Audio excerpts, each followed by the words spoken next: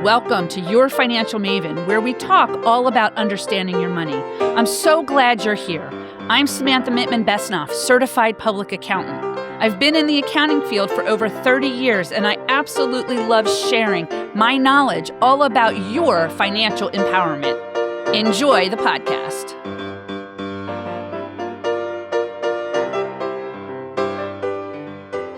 So welcome to Your Financial Maven. I am very excited. I have not done an interview since December of 2025, partly because of the holidays, partly because of the beginning of tax season. So I'm really, really excited for my guest today to talk about financial freedom, financial empowerment. So I'd like to introduce you to Carilyn Marrero. You are a financial freedom strategist and an entrepreneur. So you went living paycheck to paycheck to building long-lasting wealth after emigrating to the United States, although I think you're from Puerto Rico, correct? Yes. So, yes, I'm excited about that. But you're living with stateside now, or did you move back to Puerto Rico? No, I'm still in Orlando, Florida. Oh, wonderful. My parents live in Sarasota, so. Yeah, neighbors. Yes, still warm and comfy down that way. So after emigrating to the United States, you know, the experience of financial pressure, debt, starting over from scratch, you were determined to understand how money truly works, which I love because that's kind of what I love to do, having and helping people understand their money. Yeah. You work with professionals, you work with working families to help them escape the earn, spend cycle, eliminate debt strategically, investing, of course, with confidence. And I'm going to probably butcher this, but we're going to try. You build generational wealth through your framework, Método LIBRE. I think I said that right, although I don't have the, like I was telling you beforehand, Spanish was not the language I learned in high school, and I should have. So I might be able to say it in French, but we'll leave it. We'll leave it for that. You are on a mission to help millions transform hard work into financial freedom without the burnout, the shame, and the confusion. So Carilyn, welcome to Your Financial Maven. Thank you. Thank you so much for having me, Sam. Yeah. For me, it's an honor to be with you. And thank you. However I can assist, I'm here. Oh, I love that. I love that. Thank you. Great minds think alike when it comes to financial empowerment and freedom. So I'm so excited to have you. So before we really kind of get into your story, how you got into where you're at now with helping others, what is money? Money is a way of exchanging value for a service or an item. But realistically, money itself has no value if we don't give it the value. Right. That's very true. That's very true. And I think people don't realize that, they confuse what money is with currency, right? Money, like you said, is that exchange. Currency is what you physically have, whether it's dollar bills or digital or crypto, whatever that is. Yep. There is a difference. And I think that is what leads people to have some confusion as they're moving in their life, personal, and professionally. 100% agree with that. 100% agree with that. Okay. So I want to kind of know your money story. If whatever you'd like to share about like what you learned growing up or lack of what you learned growing up, right? I grew up in the 70s and 80s watching. I lived in a multi-generational home, and my grandmother was really good about sharing things, but it was more my father and my mother that I watched, and I didn't ask per se. So I'd love to hear anything part of your money story that kind of led you to where you are today. I grew up in the 80s as well, and I come from obviously a Puerto Rican household, fully Puerto Rican. My dad and my mom were hard workers. My dad had a 6th grade and my mom had a 9th grade when they had my sisters. I'm the youngest. Okay. And in that process, I grew up into a family that had a lot of passion into, getting better. And on the 80s, I felt that there was this, like, how I would say it in English, an energetic process where people were looking and generating income from anywhere, with no internet, with no any social, but it was a boom. It was booming. And in the island, my dad started like working as a cleaner on like mopping floors and work his way up into building 2 businesses. Wow. And I grew up in that process. Okay. And in that same process, with the growing of the businesses, there was no financial structure. Right. Right. And he was making more money, so I get more loans. Of course. And what brought me into all the passion on finances and being so passionate was remembering myself when I was 14, 15 years old and my parents arguing about money. See, you're And right. It still happens today, right? But yes, it's different, right? yes. But you're right. Parents do argue about money. And it's your fault and it's your fault. And you made this financial decision and you didn't consult with me. And me in the middle, not wanting them to argue. Right. That's where I started like backtracking and say, how did they end up here? Right. And how Right. can I avoid this from happening again? So in a certain way, I was, I would say, stigmatized with debt where I didn't want it. It felt uncomfortable. Right. It felt not good. And for my parents, that was the way they were raised. Yeah. They were raised, you know, and if I have a conversation with my dad today, he'll tell me, well, everything I have is thanks to debt. Right. Because he paid it off. But in my vision, when I started educating myself as I was a employee, we didn't have the same advantages than my parents' generation had. Right. Where you can get a loan with a handshake. Right. Back in the day. Right. And now it's way more complex. Oh, 100% more complex. And the opportunities for younger generations keep trimming like fat, you know, every time. So while in my journey of working, I have a bachelor's in hospitality management, and you know, I wanted to be an amazing general manager. Right. And be proud of what I was doing. And I noticed that after I lost everything in the hurricane and I was forced to move to Orlando, the game changed a whole bit. Yeah, I'm sure it did. In regards of benefits, in regards of vacation time, PTO time, where 20 years ago you had 15 days of vacation and 15 days of sick time. Now it's 15 days of PTO. Right. That's it. Yeah. And no one sent us the email, you know, that this changes were going on. And I remember my parents would retire at 59. That's and then wonderful. That changed to 62. Yeah. And now if I want to retire and get paid for it, I need to wait until I'm 72. Right. And they want to keep raising that, right? They want to say, oh, you got to work till that. And it's like, but we want to enjoy, you know, being able to be over our 50s and 60s and not enjoy that retirement or do what we can. And I agree with you. There are a lot of people who are struggling with that. So I saw that as a disparity. Like, what the hell? Like all these people in Congress and in government that they keep trimming for the future generations because they don't care. No, do you think they don't my care. 17-year-old is going to fight and, you know, stand up in Washington and say, I want my benefits back? They're too small. They're too young. They don't understand. Yeah. And that's where like my passion for finances came about. And I was like, love it. Hold on, like, let me rewind this. So I am going to be working the rest of my life if I keep on in this path. And that's where I decided that I needed to jump ship. Yeah. And I prepared myself. I educated myself and I encounter what FIRE is, financial independence, retire early. And that was like my mecca. I was like, my God, like this is the way out. Yeah, a lot of people do ascribe to the FIRE method.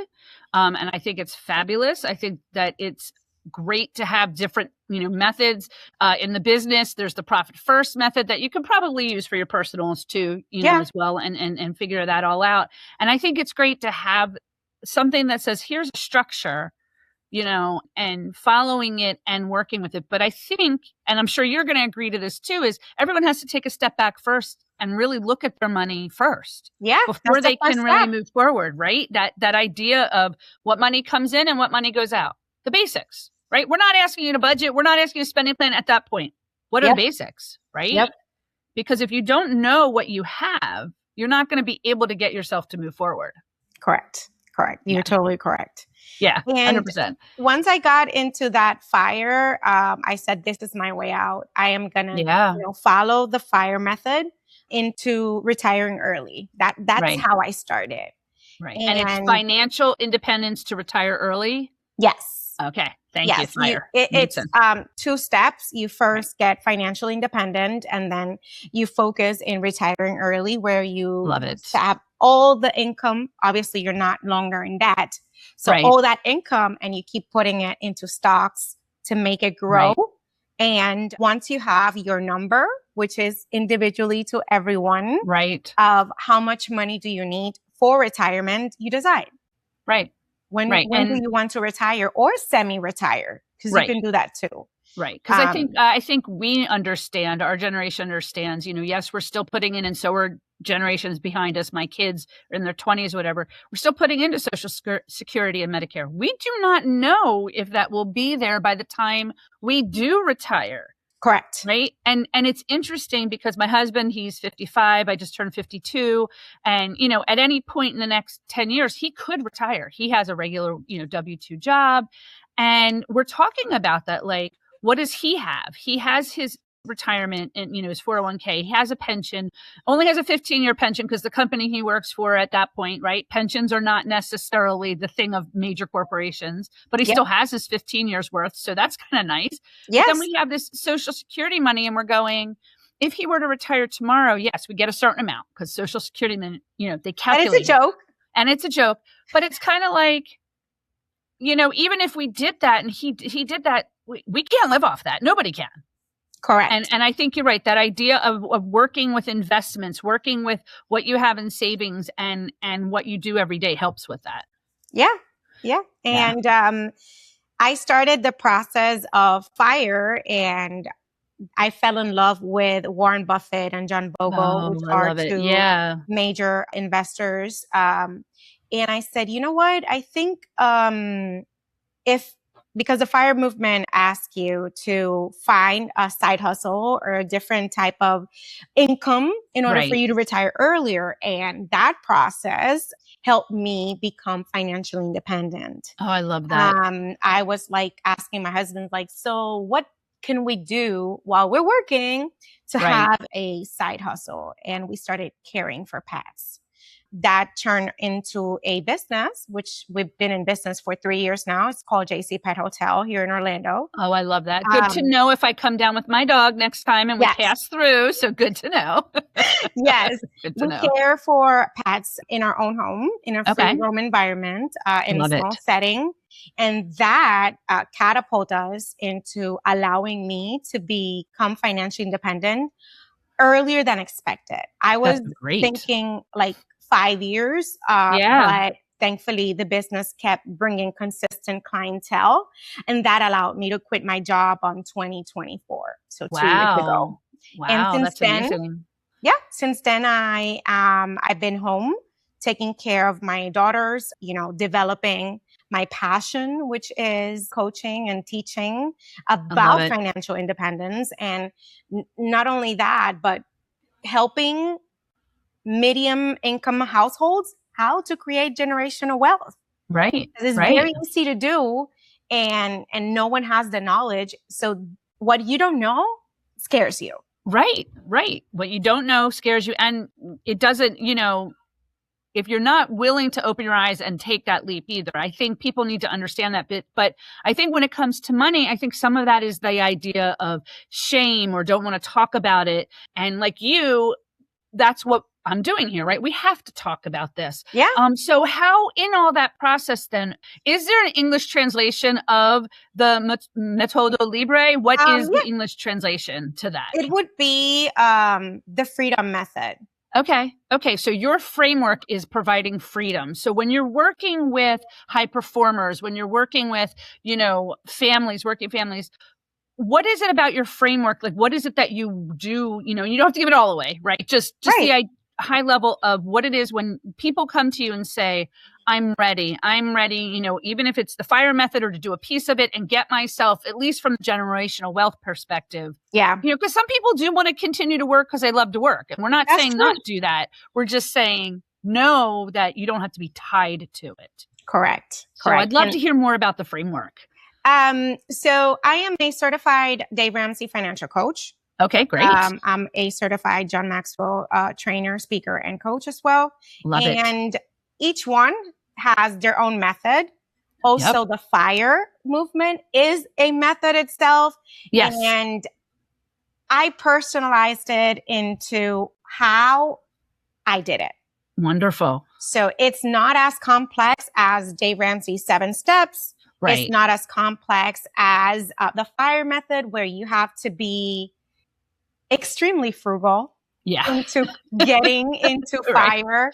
Although my husband would probably enjoy that, because it's not that he doesn't like spending money, but unless it's like an emergency, like appliance or whatever, he could take a long time doing his research. Although he's gotten better. He's gotten down to about 2 to 3 months. But it is like when we were looking for a new car and we just made the decision we're going to share a car and these were the things we wanted. It took him a little bit to go, okay, we can do this. But then like once we figured out the process, then it was really how much, sitting down and talking, what can we spend? Because we still have a kid in college. Yeah. He's almost done. It has been of quite the expense. We have the older one graduated. He's out on his own, finally just moved out of the house in his own apartment. But the 21-year-old, he still has at least one more semester, might graduate early. And so for us, it's like, we know there are things. So we're being, I'll say frugal, but we're being more mindful. Correct. Right? Because I think that word scares people when you say frugal. I think you need to be more mindful, but it's okay. Right? Yeah. Like we're not saying that's not okay. Just you have to be more mindful to a degree. The freedom method is a in between. Okay. The frugality and the mindfulness. Right. Right. Because yes, I'm frugal. I love nothing shopping wrong at with that, Goodwill. right? I love going grocery shoppings and making sure that what we're having but purchasing is what we're going to use and not 100% toss it in the next week. But what it differentiates is it's only 5 steps. Right. It's not complex. It's something you can do quickly. And as you mentioned, the first thing I do with my client is, what do you want? Right. What do you want? Do you want to retire in 5 years? Do you want to retire in 10 years? Right. Do you want to do something else? Do you want to follow your dreams? Yeah. What is it that you want? And we tailor that into the freedom method. Oh, I love that. We work with you into, structuring your budget with no judgment, because we're all human. And absolutely. I think money decisions, you mentioned guilt. And I think it's deeper than that. It's like a 100%. taboo. Like 100%. No one wants to tell you their 100%. Biggest financial mistakes. Right. And once you confront those mistakes, you can move forward and learn from them. 100%. And I'm very open. Like I will have conversations. I have girlfriends who come to me who will ask questions because they know I'm not afraid to tell them. And even with our own kids, they knew we don't have a mortgage anymore in the house, which has been great. Thank you. But from a college perspective, it did hurt us with some financial loans and financial stuff. But aid, But, we balanced that. Because to be honest, when the youngest was heading into college, we didn't have much left anyway. So it wasn't like we had $100,000 mortgage. I think we had like $40,000 left. And it was like, it's not going to do anything anyway. But my kids know we have these conversations because, and from very young age too, we've been very open and honest because this younger generation really is struggling with financial literacy, but women as well. And women of all ages are struggling. Even if they are on their own and they know stuff, they don't know stuff. Correct. Right. And, and you talk about setting up a budget, and I know, and I'm sure you've heard this too. Some people are like, don't use the word budget, and use spending plan. And my theory is it doesn't matter if you call it a budget, you call it a spending plan, you call it a want and needs plan. It's really your goalpost. It's your guide that can be adjusted. Although I always say, don't adjust it all the time for your wins. Correct. You look at it throughout the year and you do what you need to do, but that helps. And it's hard. I'll be very honest. I struggle sometimes. I mean, yes, we're in a 2-income household, but I could be making a lot more than where I'm at, which is fine. I'm doing very well. But I feel like my husband does well for himself, but we have expenses. Yep. Right. And we know in a year or two, we will be just free and clear, hopefully, of both kids. And then maybe we can do a little bit more of certain things and maybe we can retire early. But you're right. It's that not to be afraid or scared of that word budget. Yeah. Yep. Yep. So once we work with their budget, their debt, we start teaching about investment. It has to happen because if you don't give your clients a little taste of what it is, they won't understand the big picture. That's how I feel it. I became financially independent first, and then I got certified as a Dave Ramsey coach. Okay. So for me, love that. The process, I was like, it doesn't give a push to that client that has never invested before. And you're telling me that I need to get out of debt of my $200,000 debt.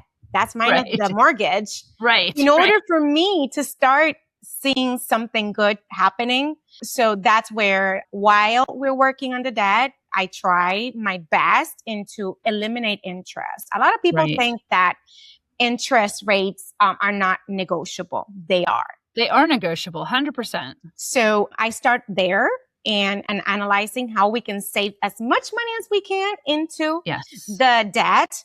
And from there, we add that debt to their budget. Okay, which is important, right? I think that's a good point there, that people realize, okay, I might be in credit card debt and the interest, just keeps adding on. And I've heard people say, well, look at, like you said, look at all your debt, your credit card debt. What has the highest interest? What has the lowest interest? And, some people say put the majority of it towards the ones with the highest, but you still have to pay the lowest because you don't want to have late fees and you don't want to add on to that. But I think that is so important that you do add that to your budget. And I think people don't understand that you paying your credit card, it's just, you're taking it from your checking account and you're paying down the balance or you're paying it off. What you spend on the credit card, that's your expenses. And I run into this with my small businesses all the time. When I take over a new client and I see credit card expense and I'm like, why isn't this itemized? Well, that's the bill. I said, I understand that's the bill, but do you know that you have fuel in there? You have supplies in there. And that is what I think people don't realize. When they're paying the bill, they're just paying the bill. You have to record the expense to that, itemize that. So 100% agree with that, putting it in the budget. Yeah. And the negotiation goes individually. So every single card, we have to negotiate all the interest rates. And we have to have a one-on-one conversation. Like, okay, if they are not willing to negotiate that interest, we're going to close it down. Right. And roll it into something else. With us. They're not part of our team. Right. If you're not part of my team, why would I want you to be with me? And, obviously it all depends on the client, because if you're on your route to buying your first home, closing a credit card doesn't work because it'll damage your record. Right. But it depends where you at. If you're in your route into retiring, yes, we can. Right. And it's going to help. So after we do that, then we start getting whatever's left over and paying your future self. Right. Putting it away. And I always say, start with $1 to get into the habit of saving. Yes. It might not seem like a lot right now, but it's not just about the money. It's the mindset of, I know I'm going to get my paycheck. I'm going to put a little bit away and going to do whatever else I need to do and budget for that savings too, right? Or plan for that savings too. Yes. The need, wants, save method is really good in that regards of these are the different percentages. Yeah. Right. And then say to yourself, listen, if for whatever reason things happen, right? Emergencies happen, changes happen, you can't put something away for that month. That's okay too.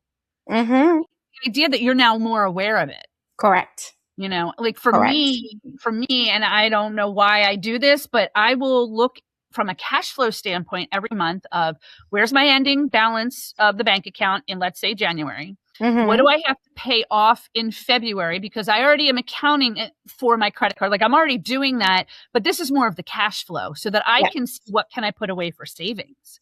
Yeah. And sometimes it works. And sometimes, like during the holiday times, we are spending more than we should, but we are like, there's just a lot that happens between November and January in my household, between birthdays, anniversaries, the holidays. Yeah. So I know from like the end of the year, like I'm stressed. I'm just like, where's the money coming from? And I have a handful of monthly clients, but tax season hasn't started yet. So for me, it's seasonal, right? It's cyclical. I think we need to be aware of that as well. Yeah. And then January comes, February is Valentine's, then March is Easter and Mardi Gras. And, there's always going to be a reason to spend money. Yeah. So it's more about like being creative into how to present quality of time with the loved ones without spending a higher amount. And I always ask this question. Yeah, that's interesting. How hard do you want to stop working? Right. That is the question. If you love what you're doing and you enjoy it every day and you just want, to have options, then it's not as aggressive as someone that is like, listen, I want to tell my boss to go somewhere else and I'm done. I'm done. That is the difference of how we tailored the program for each individual client, because it's different for everyone. I love that. And I love the idea that it's a framework. And I think, the idea that you have these steps, but I think people also need to understand that it's like that 2 steps forward, 1 step back. If you're doing this and then you realize I've got to take a step back to kind of refocus, like you said, it's only 5 steps. I think it's easy to kind of do that refocus and just, say to people, hey, it's okay. Like, again, it's that cyclical thing, right? And I know right now we're going through some stuff, economy isn't so great and people are trying to figure, healthcare, like there's just a lot of moving pieces. It is true. And it can be very scary, but, and it's not to say that you can't take your money and enjoy things. It's just, within that framework, where do you want to fit it so that if you want, like you said, you want to be done with where you're working and you want to retire or do some other, business. Exactly. You're going to unfortunately have to put a little bit of that hard work into it. Yes. Right. Yeah. And I think like yourself, us entrepreneurs, I think we know that you got to just put some hard stuff into it. But I think it's rewarding at the end, right? Yes. So I guess, the framework, talking about, not burning out and the shame and the confusion, are there any stories, anything from a financial freedom that you've seen with your clients that you think is important for my listeners to know? Yes. I believe that no one speaks about impulse. Yeah. And consumption habits. That is the key of your transformation. Right. Very simple. My framework also works with mindset. Okay. And visualization and meditation to the extent that the client can have. Because no one, like not any single person is prepared to meditate every day. Right. But it's the fact of having the necessary information in your brain. Okay. Of what you want. Right. So in my perspective, 5 years ago, I was dreaming of this moment. Okay. I wanted to be out. I didn't want to work anymore. I didn't want to have back pain and, all these stress, anxiety. And I visualized it and I journaled it and I worked with it. And today I look back and I said, my dream came true. My dream came true. I work from home. Right. That's what I do. I love pets. So for me, caring for pets, it's like a blessing. Yeah. And the fact that once I did all those steps, right now, I'm in the middle of publishing my first book in Spanish. Oh, I love that. Which is another dream come true. Yeah. All through visualization and affirmations and, everything, it's tailored together. Into whatever the person wants. So passion has to be embedded in whatever it is that you want. Right. In my example, I'm a passionate financial coach and not necessarily for one of my clients would be finance. It could be art. Right. And now you have this wiggle room where you have enough money saved, your stocks accounts are good, and you can move to part-time. Right. From your job. It's to have options. Yeah, 100%. In the daily day recurrency of humans, the consumption habits and the impulse go tied to that. Because if you know what your priorities are, you're not going to touch that Snickers bar.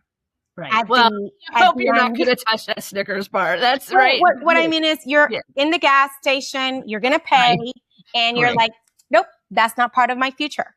Right. Because you have a framework. You have everything set up. And maybe the Snickers bar, when you go into the supermarket, you can buy it cheaper than going over there, but it's the impulse.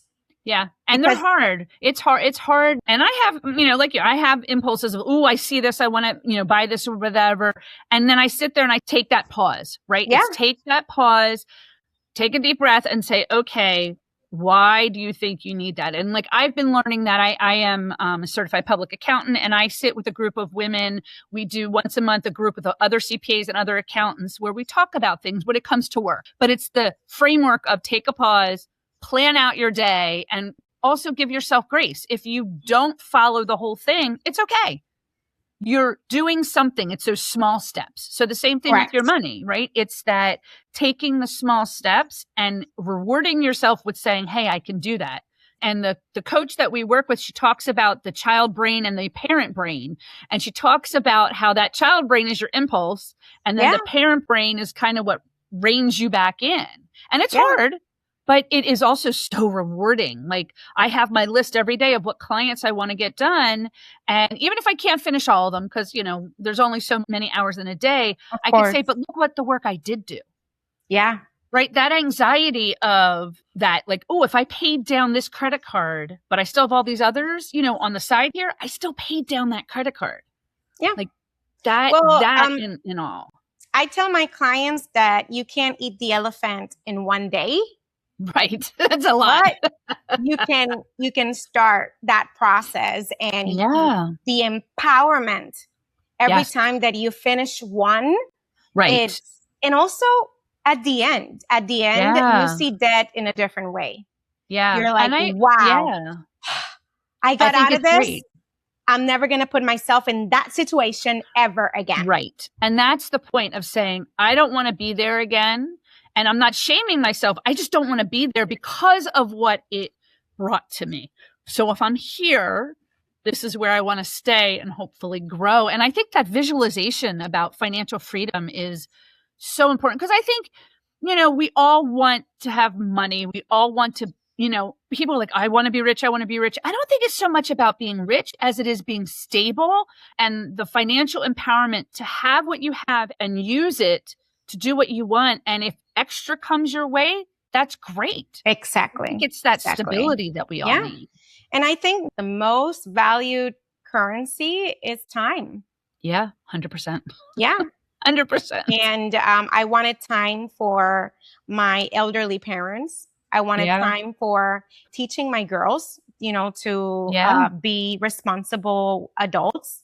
And I wanted to be free of my time, not being tied up into a corporation that will tell me when can I have vacation, when can I have a day off or a dentist appointment. I agree with you in that regards of, I went out on my own 12 and a half years ago, partly because my younger son has a rare migraine disease, but they were young and I wanted to have that flexibility. Yeah. And it's so hard because in the accounting world, it's tax season and I grew up into the system of 80 hours a week, and I'm like, I don't work 80 hours a week. I work as efficiently as I can. Now, that doesn't mean there aren't days I have long days. Correct. But it really is balancing that work-life balance of this is what we want. Sure, I could probably be further along in my career if I became a partner in an accounting firm. That just wasn't what I wanted. Yeah. Right. And I think that's part of it too, is like you said, what is it that you want and how do you achieve that? And if it is, like you said, maybe just working part-time or still wanting to work for the company or where I'm working, but then I could at any point say, you know what, I'm going to take a step back. Is there anything else with your framework, with what you've seen over the last several years that you think is important for my listeners to know? Take it one day at a time. I think that is the best advice in regards of finances. The world is going to keep on spinning. The debt is going to be there. Don't get overwhelmed. Just see your numbers, see what goals you have and start from there. Yeah, and the good thing in English is that everyone has access to the knowledge. You can go to your public library and you can start reading different books that are for financial independence. Right. That will start that flame. Yeah. That's how I felt, that flame of that fire that transformed my life in 3 years. I love it. And anyone can do it. Anyone. Yeah, I agree. Carilyn, this has been fabulous. And like I said, I love talking with somebody else about financial freedom. And I'm going to put everything in the show notes, but how can people find you and learn more about you and your framework? Well, thank you so much for that. They can find me at cmfreedomfinance.com. That is my website. They can schedule a call with me and we'll work on whatever they need. As I provide a personalized service, not necessarily, I wouldn't tell them to get the mastermind if they're not there yet. Right. It all depends on where they are, and they can book a call with me there. If they want to follow me on social media, Coach Carilyn on all the social medias and YouTube. And that's Carilyn, not right? Because I have a girlfriend, Carilyn, but there's an O, so it's Carilyn. Yes. It's like Marilyn Monroe, but with a C. Right. Oh, that's true. It is. It's like Maryland, but with the C. I love that. Yes. Anyway, sorry. Yes, on your socials and anywhere else. And if they need a phone call directly, they can definitely reach out 786-218-1615. Wonderful. Thank you so much. And I'm excited. I'm looking forward to see where, even though your book will be in Spanish, I'd love to hear when it comes out. Of course. To see, what it's all about. And thank you so much for being here on Your Financial Maven. Oh, no, thank you. Be blessed. You too.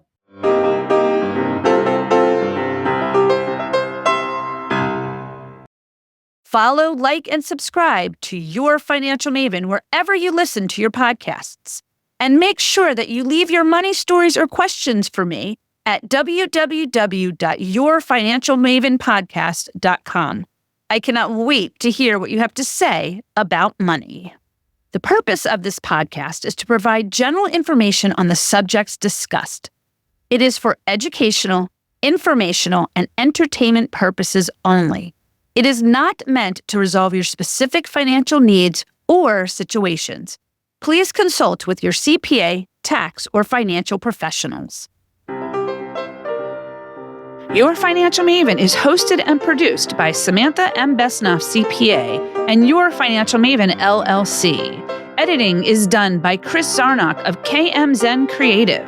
Music is written, composed, and performed by Daniel Shore.